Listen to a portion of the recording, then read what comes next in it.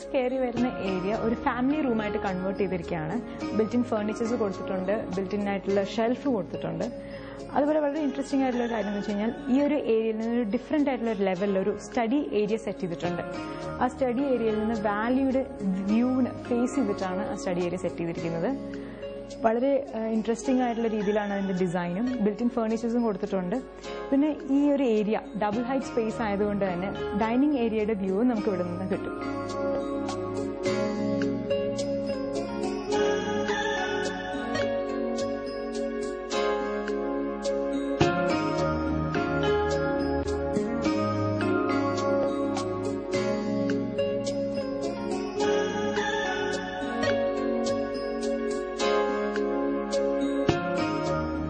വീട്ടിൽ 4 ബെഡ്റൂമാണുള്ളത്. മുകളിലത്തെ നിലയിൽ 2 ബെഡ്റൂമും താഴത്തെ നിലയിൽ 2 ബെഡ്റൂമും.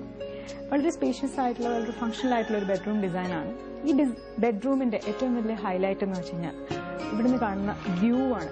അപ്പം വളരെ ബ്യൂട്ടിഫുൾ ആയിട്ടുള്ള വ്യൂ ആണ്. അതിനെ മാക്സിമം ക്യാപ്ചർ ചെയ്യുന്ന രീതിയിലാണ് ഇതിന്റെ ഒരു പൊസിഷൻ കൊടുത്തിരിക്കുന്നത്. അതുപോലെ ബെഡ്റൂമിൽ നിന്ന് പുറത്തേക്ക് ഇറങ്ങാവുന്ന രീതിയിൽ ഒരു ടെറസിന്റെ പ്രൊവിഷനും ഉണ്ട്. പിന്നെ വളരെ ഇൻട്രസ്റ്റിംഗ് ആയിട്ടുള്ള കാര്യം എന്ന് വെച്ച് കഴിഞ്ഞാൽ ഈ ഇന്റീരിയേഴ്സിൽ കാണുന്ന ഫ്ലൂറസെന്റ് കളറിലുള്ള ഹൈലൈറ്റ് ചില ഭാഗങ്ങൾ മാത്രം ഫ്ലൂറസെന്റ് ഷെയ്ഡിൽ ഹൈലൈറ്റ് ചെയ്തിട്ടുണ്ട്. അപ്പം ഈ ബെഡ്റൂമിൽ ചെയ്തിരിക്കുന്നത് ഈ ഒരു വാർഡ്രോബ്, ബിൽറ്റിൻ വാർഡ്രോബ് ഒരു ഫ്ലൂറസെന്റ് ആയിട്ടുള്ള ഓറഞ്ച് ഷെയ്ഡാണ് കൊടുത്തിരിക്കുന്നത്. ബെഡ്റൂമിനൊരു അറ്റാച്ച് ബാത്റൂം സൗകര്യം ഉണ്ട്.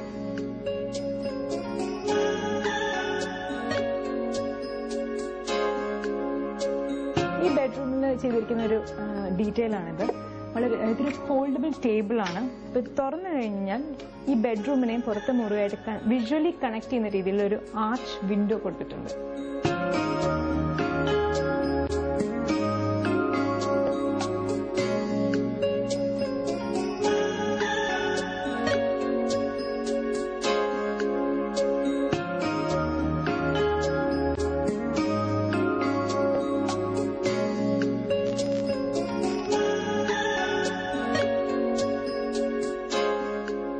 എന്താ പരിപാടി ഇവിടെ നിങ്ങള്?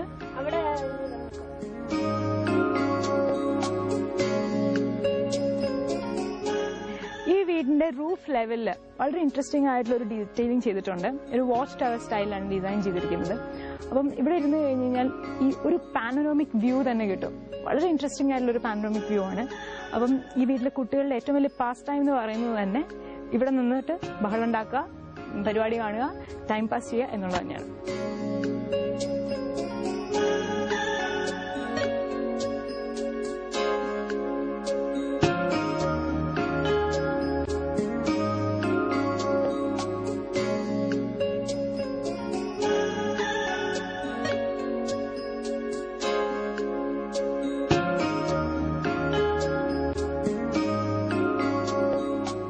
മേലെടുത്ത വീട്ടിലെ കുടുംബാംഗങ്ങളോട് തന്നെ നമുക്ക് ഈ വീടിനെ കുറിച്ചുള്ള വിശേഷങ്ങൾ ചോദിക്കാം.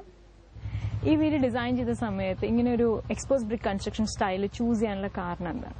ഞങ്ങള് പ്രത്യേകിച്ച് ഞങ്ങളുടെ ഒരു കൺസെപ്റ്റ് എന്ന് പറഞ്ഞാൽ ഈ മോസ്റ്റ് മോഡേൺ ഒരു വലിയ ആകർഷണമൊന്നും നമുക്കില്ലായിരുന്നു, വലിയ താല്പര്യമില്ലായിരുന്നു. അങ്ങനെ പ്രകൃതിയോട് ഇണങ്ങി ചേർന്ന് കാറ്റും വെളിച്ചമൊക്കെ കയറുന്ന ഒരു ഭവനം നിർമ്മിക്കണമെന്നുള്ള ഒരു സ്വപ്നം ആയിരുന്നു ഞങ്ങളുടേത്.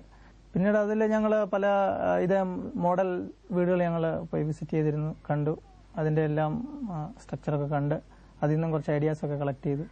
പിന്നെ മെയിൻലി എൻ്റെ ജ്യേഷ്ഠൻ അച്ഛൻ്റെ ഒത്തിരി ഐഡിയാസ് ഇതിനകത്ത് അപ്ലൈ ചെയ്തിട്ടുണ്ട്. ഞങ്ങൾ സഹോദരങ്ങളെല്ലാവരും കൂടെ കൂട്ടായിട്ട് ഉള്ള ഒരു ആലോചനയുടെ ഒരു ഇസിക്കൽട്ടും ആണിത്. നിങ്ങൾ എല്ലാവരും കൂടെ ചേർന്നിട്ടാണ് ഈ വീട് ഡിസൈൻ ചെയ്തതെന്ന് എനിക്കറിയാം. അപ്പം പക്ഷെ താമസിക്കുന്നവരോട് തന്നെ ഈ വീടിനെ കുറിച്ചുള്ള അനുഭവം ചോദിക്കാം. എല്ലാവരും കൂടി ഡിസൈൻ ചെയ്തതാണെങ്കിലും താമസിക്കുന്നത് അപ്പച്ചനും അമ്മച്ചിയാണ്. അപ്പം അപ്പച്ചനോട് തന്നെ ഞാൻ ചോദിക്കുകയാണ്, ഈ വീട് തരുന്ന ജനറൽ ആയിട്ടുള്ള അനുഭവം എന്താണ്? ഈ വീട്ടിൽ താമസിക്കുന്നതിന്റെ സന്തോഷം പ്രകൃതിക്ക് അനുകൂലമായ ഒരു വീടാണ്. കൂടുതൽ ചൂടും കൂടുതൽ തണുപ്പും അനുഭവപ്പെടുന്നില്ല മറ്റുള്ള വീടിനെ അപേക്ഷിച്ച്. ഫാനില്ലാതെ തന്നെ ഉറങ്ങാവുന്ന റൂംസ് ഉണ്ട്. വെളിയിലിരുന്നാൽ തന്നെ നല്ല കാറ്റും തണുപ്പും ഒക്കെ ഞങ്ങൾക്ക് അനുഭവപ്പെടുന്നു.